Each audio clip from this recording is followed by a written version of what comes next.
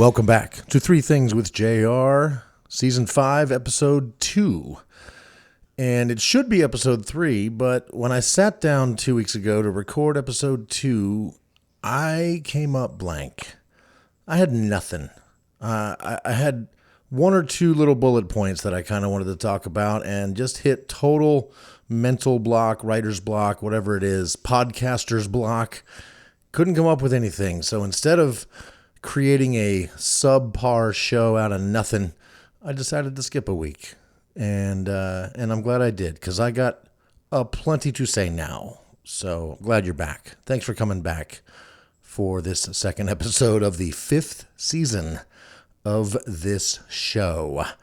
On alternate weeks, I hope you are checking out the other podcast, Small Things Considered. Gary and I are going to be discussing different aspects of this year's presidential election, and which is not exactly a small thing to consider, which is perfect because the show is supposed to be named ironically anyway. So there you go. So let me update you on things that have been going on since I last spoke to you.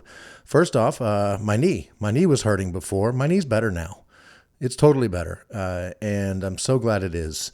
It turned out it was just a very temporary inflammation of the patellar tendon, also known as jumper's knee, and it got better quick, and I'm so glad. And it hasn't flared up since. It's been a whole month since I got my new car, and I am still absolutely loving driving it around. And literally every time I hit the gas, I am happy that I made that decision. I try not to think about that I try to think about how happy that makes me when I am putting gas in it. When I am putting 93 octane into that gas tank, I try to think of how happy I'm going to be when I'm using that gas for what it's designed to do. I do have my truck back after a month without the truck. My daughter's been using it since her car broke down, and so able to drive the truck and the car whenever I want now, and it's nice to have both options. So that's great. Also, last time I spoke with you, I had a new set of electronic drums. Those drums have since been returned. They were just too flimsy. Like the frame that they were all mounted on and stuff, it would move, it would creak. It was weak. It was a cheap set of e-drums that I thought was going to be okay. Unacceptable. They have been sent back. I have been assured a full refund, and that should be happening any day now. They said they don't cover their cost of return shipping. That was on me. So I packed them up and took them to the UPS store, and they told me it would be $192 to ship them from here off to California. And so I went to the fine folks at Crutchfield and utilized my employee discount on UPS shipping and paid $60. Well worth it to get a $500 refund. I mainly got those drums because I wanted to be able to practice, and I did practice a little bit, but it just was very unsatisfying. And the reason I want to practice is because the band has gigs. We've been rehearsing together a lot more often now, and I'd probably need to practice at home. So I still need a set of e-drums. I just haven't figured out which ones I'm going to get yet. But all the practice we've been doing has paid off. We had a nice gig Friday night at Ace Biscuit and Barbecue in Charlottesville, and man, it was fantastic. We had about 10, 15, 20 people in there for the first set. The crowd dwindled down to zero by the end of the second set, and it turned into a paid practice, which was fun. So we are filling up our summer with gigs. If you are interested in seeing To Be Fair live, check out tobefair.com for dates. Click on news and you'll see the upcoming dates we've got coming up here. The other thing I'm doing on a weekly basis is a lot of fun. What is it about you videos on YouTube? The last video that came out features the Amish people of Sarasota, Florida. I see them every time I go down there to visit Mom, and now that I've got a YouTube channel where I look for interesting people and try to talk to them, I figured I'd go see about how the Amish are doing and meet them and try to talk to them. And they were more than happy to talk to me. And it turned out the time I showed up, there was a street preacher there yelling basically at the Amish people that they weren't Christian enough. And so find out all about how that went down in this week's What Is It About You video. The next video coming out, which will happen tomorrow, if you're listening to this show on the day it comes out, it's a Tuesday. There's a new What Is It About You video every Wednesday. This week's video will feature puppies in Times Square. All right, let's do some things. Thing number one.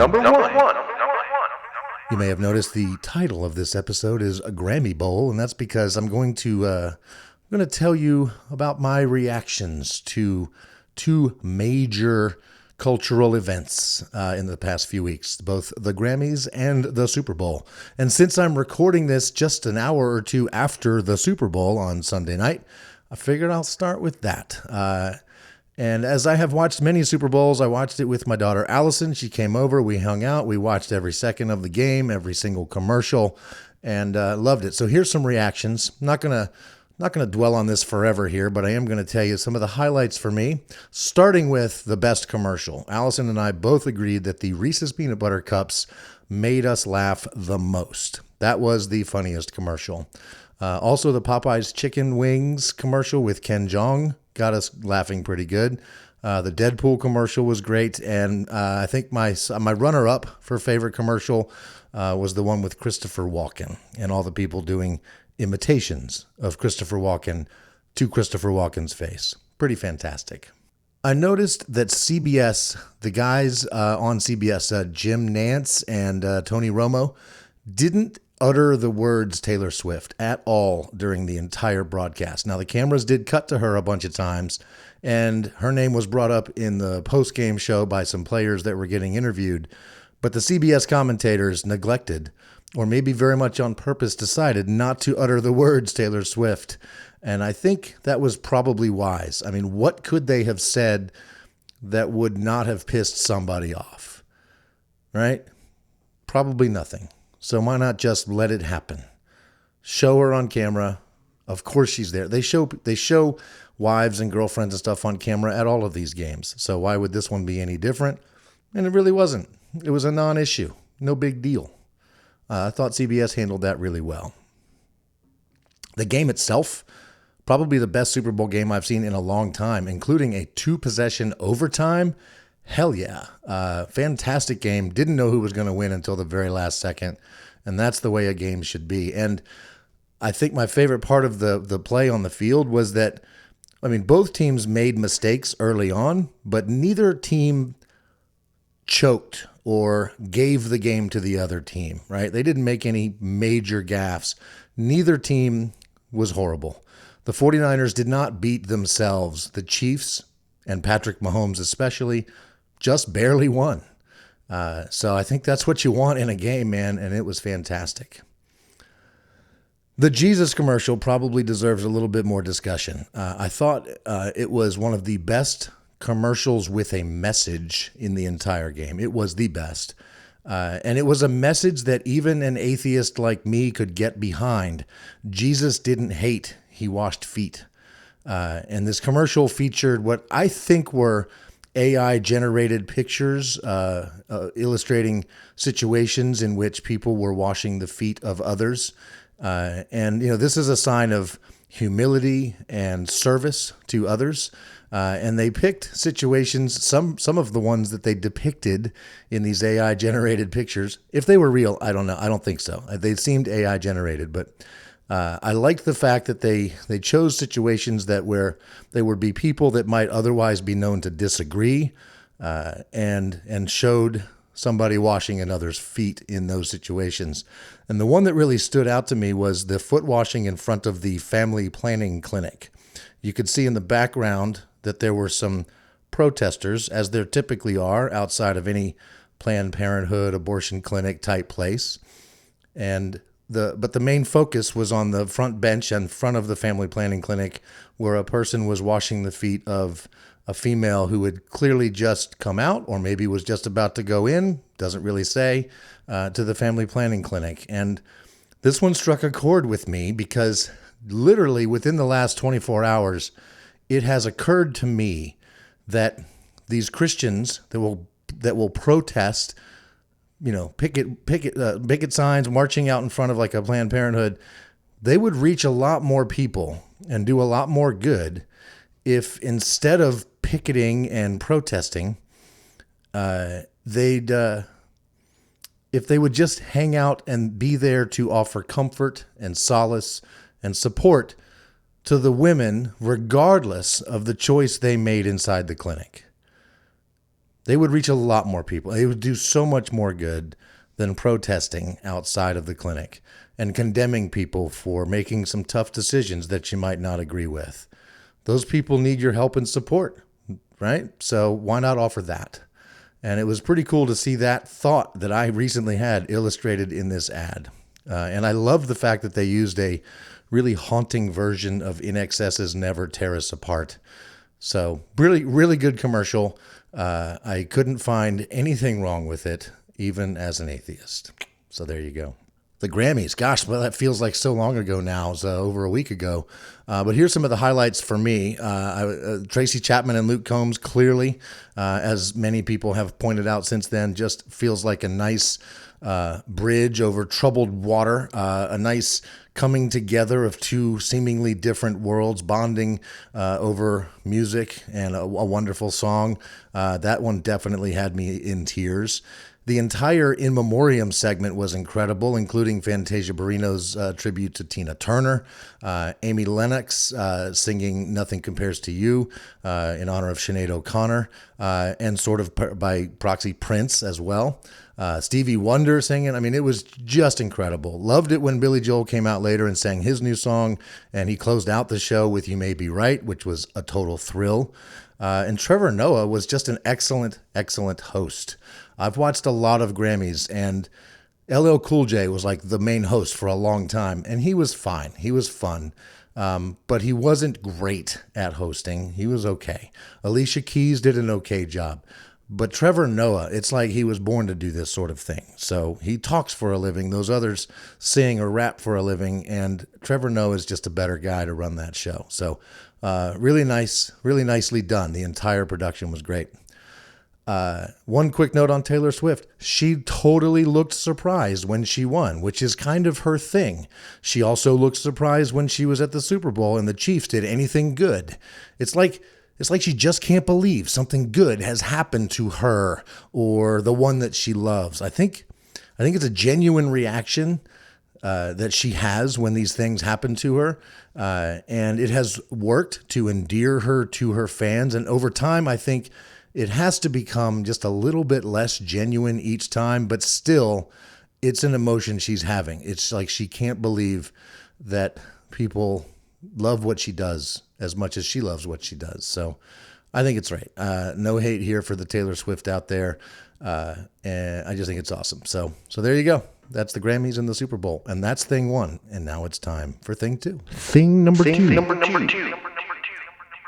I have been binging some Stephen King, mainly audiobooks.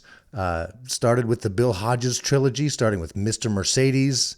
And I've gone all the way through the 3-book series of the Bill Hodges trilogy. And now I'm started on the Holly Gibney trilogy, which is born out of the Bill Hodges trilogy. And like starting with The Outsider. Here's what I'm digging about it. It's not your typical Stephen King. It's not what I think of. It's not like a Pet Sematary or a Carrie or anything like that. It's just mostly based in reality. In fact, in the 3-book Bill Hodges trilogy, book 1 and book 2 never explore anything that isn't 100% real. In book number 3, Stephen King introduces some stuff that Stephen King is kind of known for, some craziness that might not be easily explained in the real world. But it's done so well that you don't mind it. That's typically not my gig. I'm not typically into that sort of thing. My favorite Stephen King book previous to all this was Misery, which is 100% based in like this could really happen type of a world. And so is the Bill Hodges trilogy until it isn't. And by that time, you're so sucked in, you don't mind. And then The Outsider is the first book in the Holly Gibney series, and it does the exact same thing to you. It presents itself as a murder mystery, a detective mystery, and it is that all the way till the very end. It's just that it's got some Stephen King special sauce inside of it. and boy, that's good stuff. So loving some Stephen King here recently. And I typically listen to them on Audible. Although with The Outsider, I switched over to Spotify because I realized, they've been pushing their audiobooks, and I realized they have good books, not just a bunch of free books you can get anywhere. They've got premier books like The Outsider by Stephen King. So I listened to it on Spotify, and I have thoughts on Spotify versus Audible. As you know, I have been a Spotify fan since well before you could even pay for Spotify. Spotify is my go-to music listening app choice. Like, it is where I go for songs. It is not where I go for podcasts, and it is not where I'm going to continue to go for audiobooks. I listened to an entire book, The Outsider, on Spotify, and I listened to most of my books on Audible, and I'm just going to go back to Audible. Spotify, in my opinion, should stick to music. It is what they do best. They don't do podcasts as good as the Apple Podcast app, and they don't do books as good as the Audible audiobook app. Here's an example why. In Stephen King's books, there's large sections of the book that have like a title, and then within that section, there's chapter numbers. And on Audible, you see the name of the book, and then the name of the section you're in, and then the chapter. And the little time thing at the bottom is how much time you have read in the book and how much of the book you have left. On Spotify, all you see is the name of the book and then chapter 1, and then it says chapter 1 again. Like, they have the space where they could have put the title of a section, but they just don't. And then the timer at the bottom is the time you have left in that chapter, not in the entire book. It's just minor things like that they don't do quite as well as Audible. And what I didn't realize when I started reading this 19-hour book was that Spotify has, at whatever payment plan I'm on, which is like the premier plan or whatever, it's you get 15 hours of listening per month. I didn't realize that. It's a 19-hour book.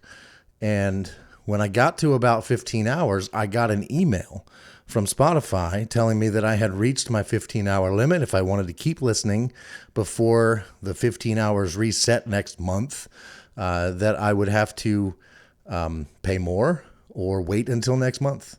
And I wasn't willing to do either one of those things. But I got back in my car and I put it on and I went to Spotify just to see if it would keep playing. And it did. It kept playing. It played my entire 19-hour book. I don't know what would have happened if I had finished that book and then immediately tried to listen to a different book. I didn't even bother trying because I figured it probably wouldn't let me. But it's nice to know that Spotify will let you finish a book even if it takes you over your 15-hour per month allotment. But I don't want to deal with that. And I pay for Audible.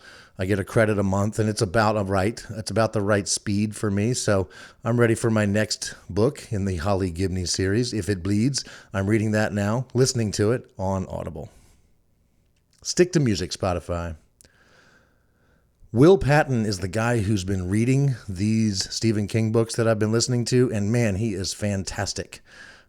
He does so well at the different voices for the different characters, including the creepy ones, the super sweet female ones, the rough and tough detective guys. Like, he has all of those voices, and it's pretty great to listen to. So I highly recommend those books by Stephen King on Audible. One last thing on that. They made on Peacock, you can find a 3-season series called Mr. Mercedes based on the Bill Hodges trilogy. I gave it a shot. I even upgraded my Peacock to the one that's commercial free just so I wouldn't have to deal with all the commercials, thinking I was going to watch all 3 seasons of Mr. Mercedes. That is not what's going to happen. And sometime soon, I'm going to cancel my extra subscription amount on Peacock to get without commercials, because there's not enough on Peacock for me to watch to care about commercials. But Mr. Mercedes, I watched the first season of Mr. Mercedes, and there was a lot of changes in the show from the book. And I get why a lot of the changes had to happen. Clearly, it was production related. There's a big scene at the end of the first book that would have been very expensive to shoot, and it wasn't necessary. It didn't have to be such a big scene, so they went with a much cheaper to produce final sort of climactic scene in that book, and I was fine with that. They made other small changes, changing people's names. I think is dumb. There's no reason to change the name of a key character from the book to the show. It doesn't make the show better because they changed the name, and I think they would make all of the readers of that book much happier if they'd keep the name the same as the one that was in the book. Little things like that, I can deal with that. You got to do what you got to do when you're making a TV show. Here's what I didn't like and why I won't be finishing Mr. Mercedes on Peacock. They didn't really capture the essence of the main characters. Bill Hodges is an older detective. He enlists the help of a younger man who's like just graduating high school, going to college, and he gets his help. He gets him to help him with his investigation. And in the book, they are friends. They are friends before the book even starts, and they remain friends through all 3 books. He's not so friendly to this guy in the show. His entire attitude towards that character is different than it is in the books. And there's no reason for that. That's one of the nice things about the book is their relationship, and that is completely lost. The motivation of Bill Hodges in these books is lost. His persona is significantly different in the TV show than it was in the book. So much so that it's just not worth continuing to watch. It's not the Bill Hodges I want to remember. So far, I'm watching The Outsider on HBO Max, and I've just finished that book, and the first episode does a fantastic job of capturing the essence of all of the characters. I hope it continues, because it is a much better representation of Stephen King's work than Mr. Mercedes was on Peacock. So there you go. That was thing 2. Thing number 3. The band has new songs. To Be Fair has been rehearsing like crazy, and we've got more songs. We have added a couple new original songs that you've never heard before, and some new covers that you've not heard us do before that we are very proud of. We debuted all of our new songs at Ace Biscuit and Barbecue last week, so if you weren't there, and most of you weren't there, you missed it. You're gonna be able to see it when you come to future To Be Fair's show. Here's some examples of some songs. I won't mention the originals because the titles will mean nothing to you, and they won't mean anything to you till you hear them live. But here's some cover songs we've added to our set list that we're quite proud of. One, we've been trying to do this for a while. It did. When we finally started to tackle it, it just came together surprisingly quick, and it is Gimme Shelter by the Stones. It's fantastic. It is so much fun to play, and it's so much fun to sing, and just loving it. So we're loving that one. It's a nice, good, rocking, heavy, fun, anthemic. It's a set ending type of a song. It's a night ending type of a song, which is great. If you've been to one of our shows in the last 6 months or so, maybe more, you might have seen us do Wrecking Ball by Miley Cyrus, and you might be surprised to know that 3 old, bald, fat, white men are doing Miley Cyrus, but it's a real crowd pleaser, and it's a band pleaser as well, and it's a lot of fun to play. So much so that we decided maybe adding another song by a diva to our collection of diva songs might be in order. And so Gary brought in Believe by Cher, and it is the newest song in our diva collection. We took to this song like a fish to water, and it is so much fun. And even a few days after playing it live in front of people for the first time, it has become quite the earworm for all of us in the band. I texted the band today to say, hey, I cannot stop singing, "Do you believe in life after love?" That is going through my mind literally all day today. Texted the band. They're like, me too. It's like stuck in our heads in all the right ways. So I can't wait for you to hear that next time you see To Be Fair live.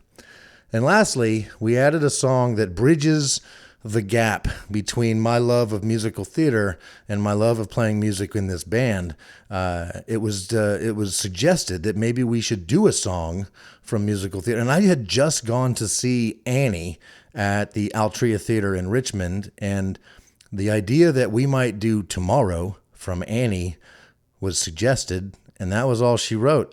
So we are now doing a rock and roll version of Tomorrow by Little Orphan Annie, and it does rock. I only have one question. When we sing that song, should I say always or only? Now, if you know Annie at all, and especially if you know it from the movie and from the Broadway show, you know that there was a change. In the Broadway show, Annie says, tomorrow, tomorrow, it's always a day away. In the movie, Annie sings, tomorrow, tomorrow, it's only a day away, which I think is better. I think it was a smart change to that song because it actually makes that line make more sense, because it's supposed to be such a positive, uplifting, optimistic look at life. And if you're having a rough day, don't worry about it. Tomorrow's only a day away versus tomorrow's always a day away. Gosh, that makes it seem like it's never going to get here, you know? So when we sing it for you, let's go with only. It's only a day away. I've been going back and forth. Sometimes when I sing it always. Sometimes I sing it as only.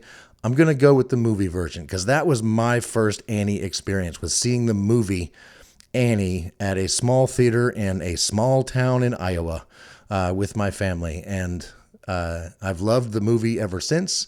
I've loved the Broadway show now that I've seen it. It is even better than the movie in most ways, but only is a better word in that song than always is.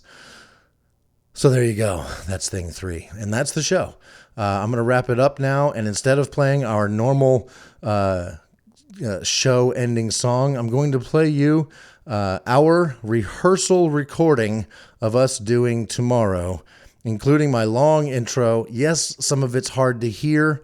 This is not a well mixed version. This is one microphone connected to my iPhone halfway across the room just to capture the magic of what we're doing. And this is by far not the final version of it. We will probably continue to play and refine this and make it more dynamic and fun. But we had the bartender at Ace Biscuit and Barbecue singing along with us and continuing to sing it to himself afterwards. I think we generated his latest earworm. So hopefully it does the same thing for you. Enjoy Tomorrow by To Be Fair, and look for 1 week from now, Small Things Considered, episode 3 in this season of the presidential election. We'll be back to talk about it.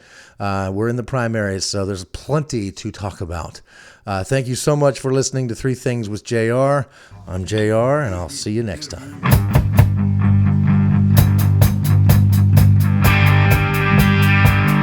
Every time I go into a musical theater production, be it Little Shop of Horrors, Sound of Music, Hills Are Alive, it means there's a lot of rehearsals and performance dates that make it so I can't perform here with the guys, and to be fair, that really annoys me. Mainly me. Also, when I'm doing musical theater, there's very little opportunity to bang the hell out of these drums, and that annoys me too. Gary suggested maybe we combine those 2 things into one. Maybe we can do a musical theater song, To Be Fair style. To be fair! But not today. Just in case somebody wanted us to come and play it at their theater. He said, JR, we'll do it. We're not doing it today. We'll do it tomorrow.